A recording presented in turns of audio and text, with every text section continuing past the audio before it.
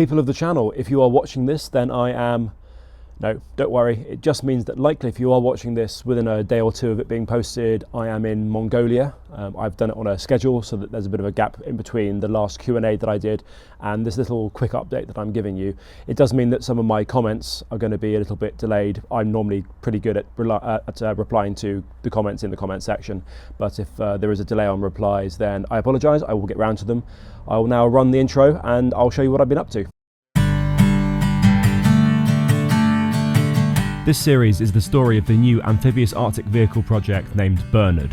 Building on ideas, skills and questions raised during the Allen lifeboat conversion, as a team we will share all those moments needed to get Bernard up north onto the ice and making himself useful. We are at the new workshop for the first part of this progress update, and specifically I'm installing more of my ubiquitous lengths of timber so I can mount more lighting and a vast central dust sheet. That involved much screwing with PZ2 head screws that reject my PZ2 screw bits, but I got over that betrayal, mostly, and got on with the rest of the structure. This isn't going to be there to hold up much more than a translucent dust sheet that will separate the clean half from the dirty half of the workshop. We may also take the chance to mount a couple of my large new posters up there.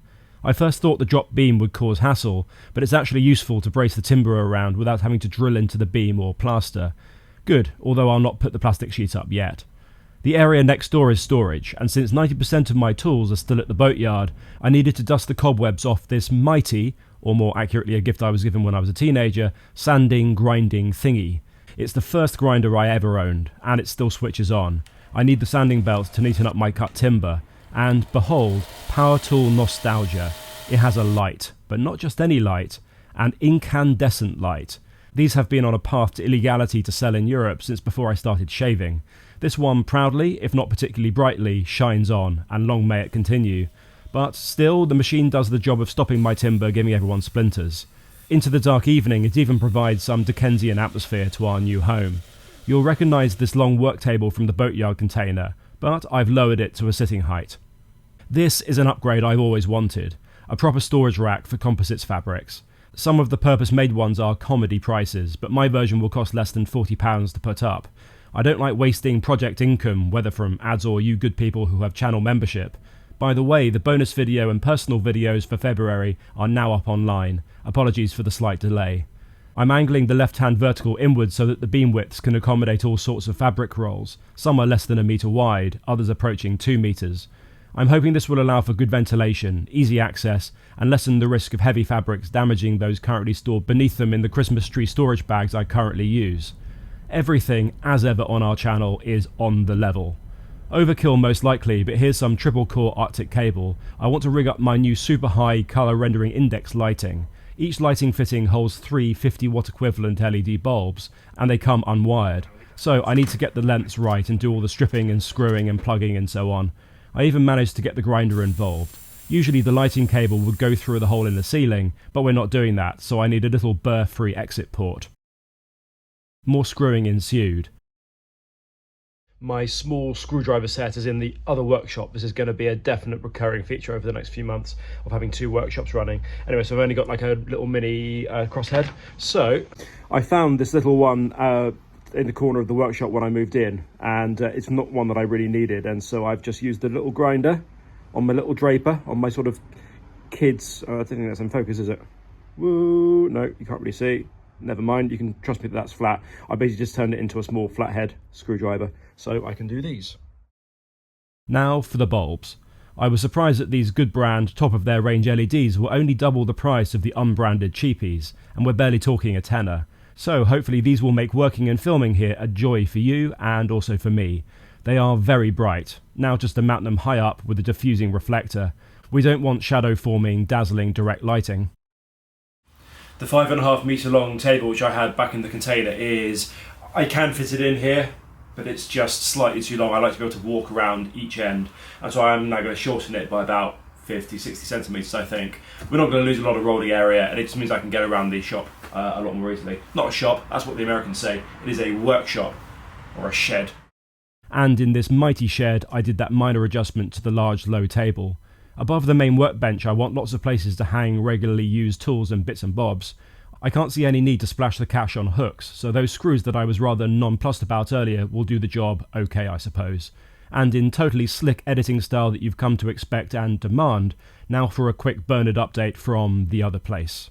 Yes, back to the yard again. You can probably see that this is now my one remaining kind of container. Most of the tables and racking has all been moved over to the new workshop north of London, and I've come here just for a couple of quick reasons, just to pick up a couple of things that I forgot.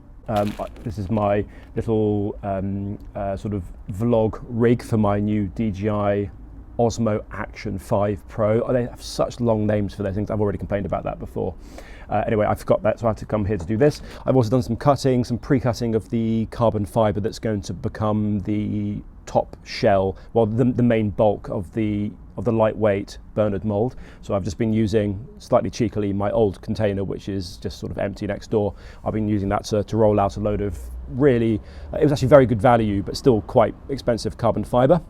It's the first time I've used carbon fibre. It's a special sort that, it's not the first time I've used carbon fibre, it's the first time that I've used a special sort, which has I think they just spray a very, very light layer of a low tack adhesive over it, which then sort of cures and dries, and it means that when you cut it, instead of getting that annoying fraying that you often get with woven composite fabrics, instead it just sort of stays intact. It does mean that it's slightly less drapable. It doesn't like to conform to curves quite so easily, certainly not 3D forms, but the parts that are going to be the complex shoulders and the back of the mould, I'm going to be using chop strand mat anyway, so I won't be using the carbon, and so I think we'll have the best of both worlds there. Yeah, so that's all been cut. That will save me time on the day that I do the lamination, and I'm just waiting basically for the weather to improve, for the humidity to drop, because I was just in the tent a couple of minutes ago, and the hygrometer, I'm going to say hygrometer, the thing that measures humidity or relative humidity, it says it's 99% in there, which is grim. So I'm going to have to, before we do that lamination, run the heaters for probably half a day just to try and get that humidity down. Let all of the the wood and the MDF inside doesn't really matter because it's all set on a metal frame, but the very light layer of carbon on the outside, whilst it won't absorb moisture and shouldn't be damp, I just want to make sure the surface has no condensation on whatsoever before we start laying more carbon fibre on top. That's best practice. So I'll be doing that soon, and I'm now going to get back to Mongolia. Slightly strange saying that a few days before I head there. I will try and get episodes out from there as soon as I possibly can. I'll be able to cut those together properly, so there will be a delay. If you do want something more up to date in terms of what Dan and I are getting up to over in Mongolia, it's going to be amazing. Late winter, we're going to have a big truck. We're going to try and cover at least 2,000 kilometers. It's going to be really, really cool. Then go over to my Instagram. I know I don't really use Instagram very much because it's not really my kind of platform, but anyway, it's the place where I'll just sort of post a few clips and maybe some images, and God, I might even put a couple of things on X. I barely ever use X anymore, which is strange because years ago I used to be quite a Twitter aficionado. Anyway, times change. YouTube is my home now. Also, and I think I may well have shown you a short clip of this earlier on, maybe a few months ago, but at the yard they have one of the two, I think there was only two, lifeboats that they used in the new movie with Gerard Butler and all sorts of other people in, called Greenland 2. And I've just seen it, it's a shockingly bad movie. I mean, really, really, really bad. But if you do like offshore lifeboats, then there are a few, and this is one of the ones that they use. It's really funny. All of this stuff on the side, all completely fake. This is all artificial. And you can see underneath they've actually artificially aged it. It used to be in reasonably good nick. The gel coat was actually quite shiny, and they've basically painted on this distressed look. Right, that'll be it. Cheers all. Bye.